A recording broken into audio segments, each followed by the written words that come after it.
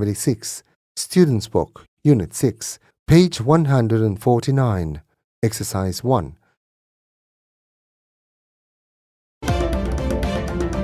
Please, let's welcome Mr. Simon Klein, a PhD student specializing in bee cognition, and Mrs. Andrea Barron, a professor in the Department of Biological Science at Macquarie University. What can you tell us about CCD? 10 years ago, beekeepers in the U.S. raised the alarm that thousands of their hives were mysteriously empty of bees. And what followed was global concern over a new phenomenon: colony collapse disorder, in other words, CCD. To make things worse, we are also losing many of our populations of wild bees, a situation that may have tragic consequences for us as well as them.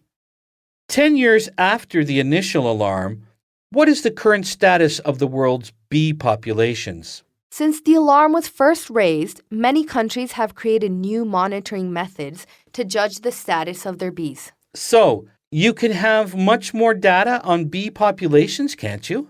That's right, although monitoring them is still a complex process. Beekeepers can tolerate up to 15% losses of colonies over winter, but the U.S. is massively above this figure, having lost 28.1% of colonies over the 2015-16 winter. It's clear that bees in the United States are still struggling, isn't it? Yes. Canada, by contrast, reported 16.8% losses. This looks better, doesn't it? Absolutely, but it's still above the level of losses at which beekeepers can easily restock. Honeybees are not the only bees that we should care about. Wild bees are vital pollinators too, since some plants are pollinated by only one wild bee species. Between 2008 and 2013, wild bee diversity in the U.S. dropped by 23%. Oh, that isn't good news, is it? Not really. Do you understand why this is happening? It's a complex problem with many causes. Bees have to travel large distances to collect pollen and nectar. They need finely tuned senses, spatial awareness, learning, and memory. Anything that damages such skills can make bees struggle to find food or even get lost. Because of this, bee populations are very vulnerable to what we call sublethal stressors, factors that don't kill the bees directly but can affect their behavior. For example, diesel fumes and some pesticides. In addition, apart from the climate change, bees have to deal with pests, viruses, and predators that have been spread around the world as a side effect of international trade.